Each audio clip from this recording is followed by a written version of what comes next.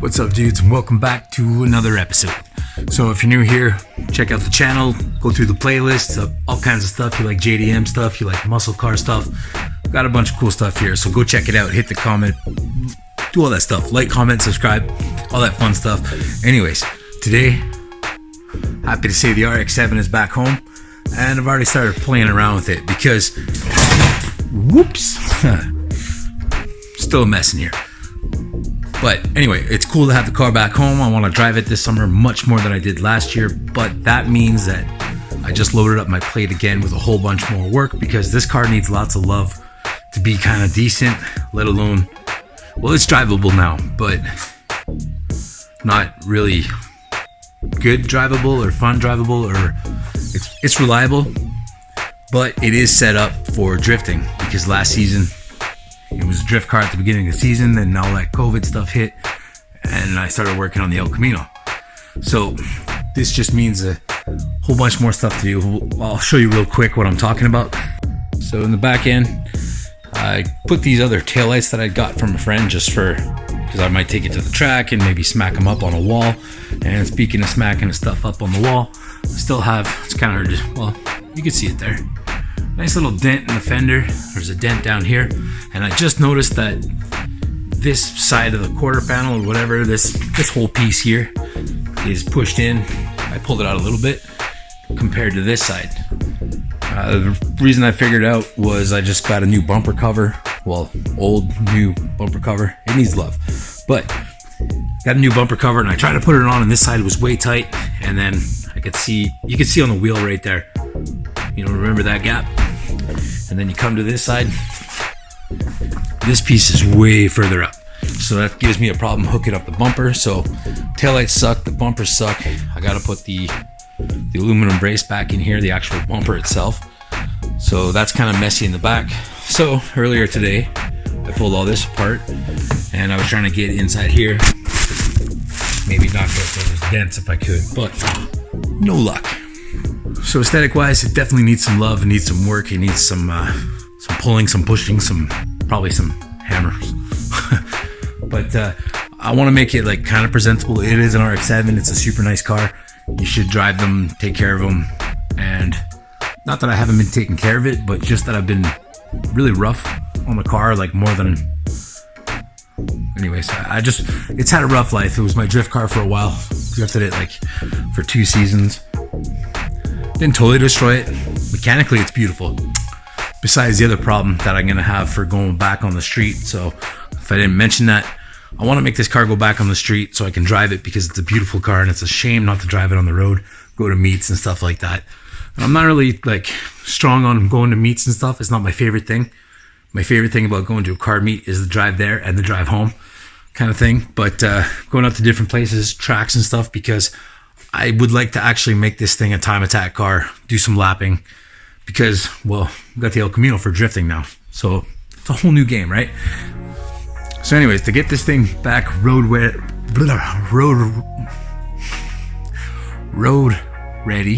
worthy, able, and be able to do some time attack stuff, there's a few other things I have to change, let alone the bodywork I got to do. It's got a welded diff in it, so that's kind of not so cool for street use because you're driving around, you're turning into parking lots and stuff, and it's, you know, it's jumping, it's sliding, it's doing the stuff going on.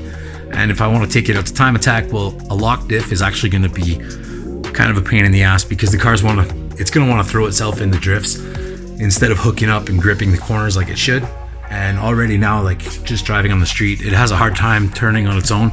You got to get kind of get on the throttle and make the car rotate itself, but then you start breaking loose and you're doing that on the street, you're looking for trouble. So anyways, all kinds of stuff like that to do, and I'm not even going to talk about underneath the hood. We'll get to that later. But today, it's the end of the weekend and when I'm filming this anyways, so I'm kind of chilling out today and seeing, you know, having fun, doing what's good. And I figured today would be a great day to show you guys that little room that I made right back there. You can see the couch and the light and the cool wall.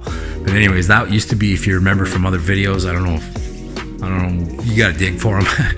But I had like a tool room back there where I kept all my spare parts, and I had racks with all the Rubbermaid stuff. But anyways, I put those up there, just above the tire machine. and made myself like a little room to go in and chill inside that place, because the reason for it, the main reason, was I was coming home really late at night because I was working evening shift this winter. Still am right now. I'll be off in a couple weeks. I'll be back to days, back to normal. And so I was coming home super late at night, like midnight, sometimes 3 in the morning. And then I would hop online and play some video games with the boys from work, and we all play Forza. We have driving simulators. I'm gonna get into that too and show you. But so coming home at that early in the morning and putting the headset on and laughing and joking with the guys and yelling and screaming and having a good old time racing our cars, I didn't want to keep Jessica up.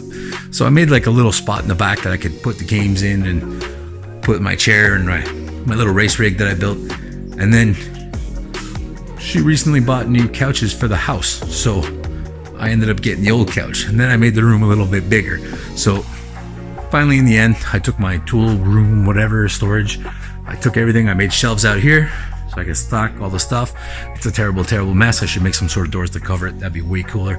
But inside this room over here, I made myself what I'm calling the Project253 Driver's Lounge.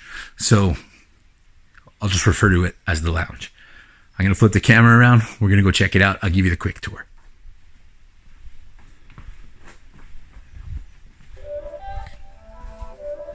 Welcome to the Project253 Driver's Lounge. Give you a quick tour. Got my couch, got some decorations, got some cabinets, some toys up there, thingy I painted, little trophy case. It's got a mirror in it. And then here, got the TV. Got some old banners up there.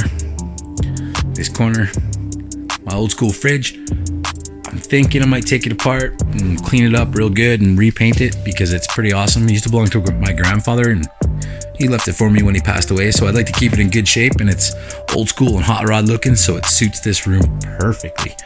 Here we got the great outdoors, my little backyard piece to the shop. We should probably make that kind of cool this summer too. Maybe a little place to chill and a little fire or something. Here I just got some stuff. Got to do something with those subs one day. Those lights used to work, but I think I'm gonna rewire them, make them work properly, make them light up real cool, and then paint the casing and use that for some kind of decoration. Maybe that Speedemon design thing can go. So here's the couch where I do my chilling when I get home from work. If I just want to watch YouTube or play some games that require a controller, because when it's game time with the boys, this is what we do it on this right here. That's a Logitech for the Xbox One. You can get these fairly cheap now. They're on sale at Best Buy, or they were for like $300, which is cool. It's manual. It's got the 3 pedals. Got a cool little shifter right here. For now, temporarily, I put the Sparco Evo 3 because it's a super huge race seat and it's very comfortable because there's lots of room in it. So for this, because there's no G-force involved, only force feedback on the steering wheel, works out pretty nice. But this will end up in the El Camino. So getting back into it, I was saying, there's my couch for chilling. The wall that I painted a while ago, there was cabinets up here, so I had to refresh it. I had to fix all where the cabinets were. That turned out kind of cool. Here's kind of my cool wall of motivation and heroes and stuff. We got Vaughn Gittin Jr. autograph poster, Dai Yoshihara, Ryan Turk. Up here we got Frederick Osbo and Odie Bachis. So I got the pleasure of meeting all these guys in person, got the autographs right there live on the spot, so I figured I'd frame them and put them up here. In this corner I got a helmet rack. This one I airbrushed. This was my first helmet when I first started drifting. That was the first lid I wore. And that's a motocross helmet from the very end of my motocross days. And that's actually AJ's helmet. I think I might paint that up, make it look really cool because it needs it. Can't really see, but there's like road rash on the top of it from when he was riding bikes and wiped out and stuff. So here you got a calendar where I can mark up when I got videos and stuff coming out. I haven't really done that yet. Blanket's just there to cover basically an old door that's there. And then up on top, Star Wars memorabilia, video game stuff, you know. Some old bottle of wine from my grandfather's cellar. Boxes of stuff in here. I got a bunch of DVDs and movies and stuff just to keep them cleaned up. I got the VR headset in there. VR headset is hooked up to the PS4 and the camera's up here, so I can just flip it down. Boom, catches me over there on the couch. Play some VR if I want. This is the little trophy case kind of thing going on. Mostly I just keep my camera gear in here. Old stuff, new stuff, parts, pieces. Got some old school Nintendo stuff. A bunch of other cameras. You know, and the Initial D collection. Can't forget that, right? And that's basically a tour of the 253 Driver's Lounge. So I was thinking on this thing here, could do a couple videos, do a little tuning, because it does relate kind of sort of to the real life stuff. You could do some cool stuff with this game. The tuning is very in-depth and it reacts to how it would pretty much in real life. I don't think people give enough credit to Forza, not as much as it deserves anyway. So with that in mind, with this whole rig thing, and now that I got a bunch of guys jamming and playing and racing around at night with me, and it's a good old time, I might throw in a couple video series like later in the year and stuff. I'm kind of trying to prepare so I could have videos for you guys all winter long like we did last winter. That seemed to work out really well because myself and Steve and a lot of the guys, we work like crazy in the winter. We just don't have time, so we just haul ass on all our projects during the summer and get to enjoy making videos and putting them out, and then you guys can enjoy them all winter long while we're busy doing other things to make ends meet, basically. So what I'm kind of thinking is, if you remember at the very beginning of the pandemic, I started this thing called Sunday Drive where I was using Gran Turismo, but I had all the old school setup. I didn't have this wheel yet. I didn't have Forza on the Xbox and stuff like that. So I was using PS3 with Gran Turismo 6, which had no more online support, which really sucks. So basically it was just me doing laps. And to be honest with you, I never felt like Gran Turismo got the physics quite right. And the tuning and stuff, like, I'm sure the tuning was good because Gran Turismo, but I never really got to it and never really got to learn it. But on this, I did. So this is kind of replacing the Sunday Drive thing, and because it's a group of guys that I work with, we were separated in groups because of the pandemic, and we're in Group D. So we actually have a YouTube channel of all our replays and stuff like that. I'll put the link in the description. So maybe if you guys are down with that, you think it's kind of cool. I actually learned a lot about tuning from this, so I would love to pass on that information to you guys if you want to learn basics of tuning, which would actually apply to real life cars. So therefore, essentially it's a game, but basically I think of it like a tool, something to make myself better at tuning and building and all the stuff I want to do. And then maybe it's not 100% real, but it's as close as I'm going to get any kind of drift simulator or driving simulator on any kind of budget. So I'll take advantage of that situation and use that to learn as much as I can. So even though it's not 100% realistic, whatever, you still get muscle memory, that kind of cool thing. So I'm sure it'll work out. And either way, it's tons of fun. Get to learn stuff, education.